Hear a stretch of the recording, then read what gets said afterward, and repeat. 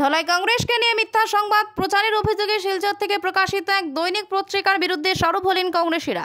পত্রিকার স্থানীয় সংবাদ প্রতিনিধি ভুলভাল তথ্য দিয়ে কংগ্রেসকে হেয় প্রতিপন্ন করার অভিযোগ তোলা হয়েছে।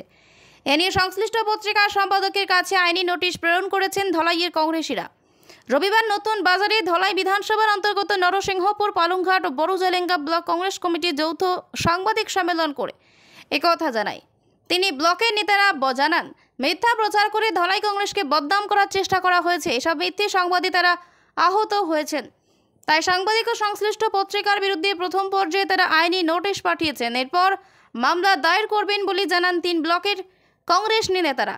এদিন সাংবাদিক সম্মেলনে বক্তব্য রাখেন নরসিংহপুর ব্লক কংগ্রেসের সভাপতি গোবিন্দ চন্দ্র পাল, পালংঘাট ব্লকের সভাপতি রাজীব কুমার রায়, বড়জেলেঙ্গা ব্লকের সভাপতি সুরজ কুমার কর্মী ও সাংগঠনিক সম্পাদক বিবেকানন্দ দেব, নরসিংহপুর ব্লকের সম্পাদক আইনউদ্দিন লস্কর।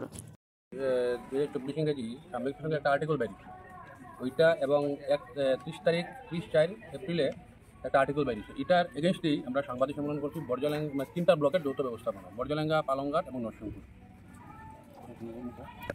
27/4/2024 তারিখে সাময়িক প্রসঙ্গত একটা নিউজ আইছিল, যেটা আমরা নাকি মানে ধলাই কনস্টিটিউন্সিতে প্রত্যেকটা পোলিং সেন্টারে পোলিং এজেন্ট দিতে পারছি না।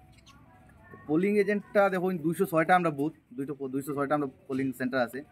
206টা পোলিং সেন্টার, 206টা যেটা 17C কাগজ পাওয়া যায় ইলেকশন পরে, যেটা প্রিসাইডিং অফিসার যে 17C কাগজটা দেয়, এই কাগজটা আমি বড়জেলেঙ্গা ব্লকের 100% এটা পাইছি। আমার যে 42 সেন্টার আছিল, 42টা ধলাই রেন্ডার যেটা পড়ে, এটা আমি ডিস্ট্রিক্ট কংগ্রেসে জমাও দিছি। আর প্লাস আরও কিছু পত্রপত্রিকার মাধ্যমে আমি প্রায় জানতে পারি যে হওয়া হয় আমরা সংগঠনটা নাকি দুর্বল।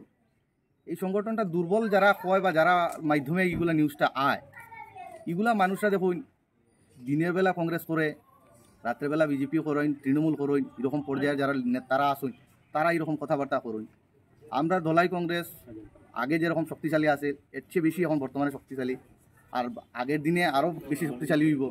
আর এই এমপি ইলেকশনে আমরা আশা করি যেরকম আমরা ভোট হইছে, আমরা আশা করি একটু বেশি থাকবো ধলাই থেকে।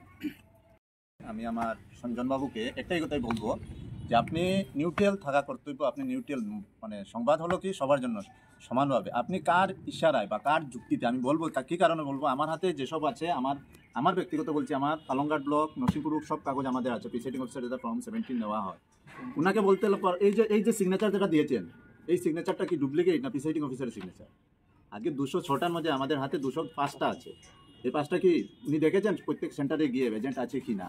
তাই ওনাকে এটাই বলবো যে যাই লিখবেন, যা সত্য তাও লিখবেন, তেরো ইশারা বা কিছুতে আপনি প্রকাশ করতে যাবেন। সাংবাদিক বন্ধু সঞ্জন দত্ত বিগত 30 এপ্রিল ধলাই বিধানসভা ভিত্তিক যে প্রতিবেদন প্রকাশ করেছেন, তিনি কোন মন্ত্র বলে জানলেন যে ধলাইতে দলের ইনচার্জ ছিলেন হীরক দাস, যেখানে ধলাই বিধানসভা চক্রে 3টি সাংগঠনিক ব্লক আছে এবং 3টি ব্লকেই আলাদা আলাদা ইনচার্জ রয়েছেন। সেভাবেই শুধুমাত্র পালংঘাট ব্লকের দায়িত্বপ্রাপ্ত ইনচার্জ হিসাবে রয়েছেন হীরক দাস। জানি না সাংবাদিক বন্ধুর খবরের উৎসস্থলটা কী, কার অঙ্গুলি হেলনে সাংবাদিক বন্ধু এই খবরটি প্রচার করলেন তা উনিই বলতে পারবেন। সত্য কথা বলতে কি, পালংঘাট ব্লকের দায়িত্বপ্রাপ্ত ইনচার্জ হীরক দাস মহাশয়কে 10/4/2024 ইংরেজি তারিখের পর থেকে সম্পূর্ণ নিষ্ক্রিয় করে রাখা হয়। নির্বাচনে ফ্ল্যাগ, ফেস্টুন, ব্যানার খরচাপাতির বিষয় নিয়েও উনি বারবার কংগ্রেস সভাপতিকে বলেছেন, একটা বাজেটও প্রস্তুত করে দেন জেলা সভাপতিকে। কিন্তু জেলা কংগ্রেস সভাপতি ইচ্ছা থাকা সত্ত্বেও শুধু লোকসভা নির্বাচনের দলীয় প্রার্থীর জন্য কিছুই করতে পারেনি। এ বিষয়ে সবাই অবগত আছে। দলীয় প্রার্থীর ইচ্ছাকে সম্মান জানিয়ে জেলা কংগ্রেস সভাপতি হাত গুটিয়ে নেন সব ব্যাপার থেকে। সাংবাদিক বন্ধু আরও লিখেছেন, ধলাই কংগ্রেসের বড় একটা অংশ নীরব, কিন্তু এই বড় অংশটা কে বা কারা তা উনি প্রকাশ করলে ভালো করতেন। যারা দিনে কংগ্রেস, রাতে বিজেপি বা তৃণমূল, তারাই কি ধলাই কংগ্রেসের বড় একটা অংশ? কিন্তু 2টি বিধানসভা নির্বাচনে কংগ্রেসের নির্বাচন পরিচালনার দায়িত্বে ছিলেন, তারা কেন নির্বাচনে হারলেন? তখন তো হীরক দাস নির্বাচনের দায়িত্বে ছিলেন না।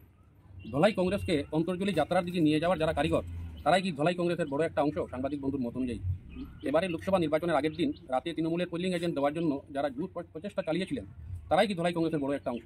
এসব ব্যাপারে জেলা কংগ্রেস সভাপতিকে জানানো পর্যন্ত হয়েছে। পালংঘাট, নরসিংহপুর, বড়জেলেঙ্গা ব্লক মণ্ডল ভেঙে নতুন কমিটি করা হয়েছে। ধলাই তৃণমূল স্তরের কমিটির কোনো মতামত নেওয়া হয়নি। এই খবরটি উনি কোথায় পেলেন? যাদের স্বার্থসিদ্ধি হচ্ছে না, তারাই এরকম বলছেন বা ভাবছেন। আবারও শুরু হচ্ছে খেলা, ধলাই বিধানসভা চক্রকে বিক্রি করে দেওয়ার। ব্যবস্থা কারা করছেন, কেন করছেন, ধলাই বাতাসে কান পাতলেই তা শোনা যায়। সাংবাদিক বন্ধু সঞ্জন দত্তকে আহ্বান জানাচ্ছি ধলাই বাতাসে কান পেতে প্রকৃত সত্য শোনার জন্য। বাকি রইল নির্বাচনী জনসভা ও বিশাল র্যালি। ধলাই বিধানসভা চক্রে 27টি জিপি রয়েছে। প্রতিটি জিপিতে দলীয় প্রার্থীকে নিয়ে নির্বাচনী সভাও করা হয়েছে। বিশাল র্যালি বা বিশাল নির্বাচনী জনসভা সেটা জেলা কংগ্রেসের এখতিয়ারে রয়েছে। তাছাড়াও কোনো ব্লকে প্রচার কমিটি তৈরি করে দেওয়া হয়েছে। তাদের ভূমিকা কী ছিল তা সাংবাদিক বন্ধু উল্লেখ করেননি। ধলাইতে কিছু নামদারি ছদ্মবেশী কংগ্রেসী যারা দিনে কংগ্রেস করে এবং রাত্রে বিজেপি এবং তৃণমূল করেন, এই বহুমুখী নীতি আদর্শহীন কংগ্রেসীদের থেকে কংগ্রেসীরা আমাদের এই নির্বাচনে কিছু প্রতিঘাত করে যে ওনারা আমাদের যারা পোলিং এজেন্ট দিয়েছিলাম এই এজেন্টদের প্ররোচনা দিয়ে এদেরকে বাধা বিঘ্নতার সৃষ্টি করেছে, কিন্তু পরবর্তীতে আমরা যখন খবর পেয়েছি তখন গিয়ে আমরা এর সমাধান করেছি এবং এদের লক্ষ্য হচ্ছে ওরা যখন বিগত দিনে এই দলাই সংগঠনের কর্মকর্তা ছিলেন তখন পরপর দুবার কংগ্রেস এই দলাই সমষ্টিতে হেরেছিল। পরিমল শুক্লবৈদ্য মহাশয় পরপর দুবার ক্যাবিনেট মন্ত্রী দলাই সমষ্টি থেকে হয়েছেন। তাই উনাদেরকে বলছি উনারা যদি এত কৃতিত্ব এবং এত দক্ষ প্রশাসক সংগঠক হতেন তাহলে পরিমল শুক্লবৈদ্য কীভাবে জয়ী হতে পারেন। এরা শুধু এখানে যে মুমূর্ষু সংগঠন ছিল দলাইতে, শাসক দলের বিরুদ্ধে কোনো আওয়াজ মাত্র দলাই কংগ্রেসের সংগঠন থেকে কোনো দিন করা হয়নি। পরিমল শুক্লবৈদ্য একতরফাভাবে ওনার ইচ্ছাকৃতভাবে দলাই শাসন করে গিয়েছিলেন, কিন্তু বিরোধী দলের একটি গুরুত্বপূর্ণ ভূমিকা এখানে রয়েছে। তাই এই ভূমিকা ওনারা যথাযথভাবে পালন না করে ওনারা পরিমল শুক্লবৈদ্যের পকেটের থেকে পরিমল শুক্লবৈদ্য বা বিজেপিকে বহুতভাবে সহায় করেছেন বলে দলাই আনাকে সেখানে কান পাতলে সবাই শুনতে পারে। তাই হীরক দাস এই দলাই সমষ্টিতে ইনচার্জের দায়িত্ব পাওয়ার পর এই মিত্র সংগঠনকে পুনরুজ্জীবিত করেছেন উনি আপ্রাণ চেষ্টা করে এবং যেভাবে সক্রিয় হয়ে যেভাবে আমাদের এই নতুন সংগঠন কাজ করে যাচ্ছে এই তার প্রতি ঈর্ষান্বিত হয়ে এই যে কিছু ছদ্মবেশী কংগ্রেসীরা আছে এরা অপপ্রচার চালিয়ে হীরক দাস মহাশয়ের রাজনৈতিক ক্যারিয়ার বিনষ্ট করার চেষ্টা করছেন। তাই তাহাতে আমরা ক্ষান্ত হব না, আমরা আমাদের সঠিক দিশায় আমরা এগিয়ে যাব।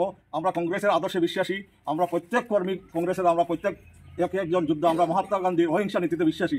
তাই আমরা কংগ্রেস কাজ করে যাব, আমরা এই সব অপপ্রচারে কোনো কর্ণপাত করব না। ধন্যবাদ।